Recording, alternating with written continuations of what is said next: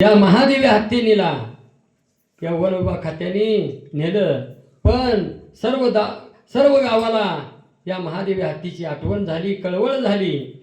म्हणून या महादेवी हत्तीचं, महादेवी हत्ती आणि महादुरी हत्ती दोन नाव आहेत.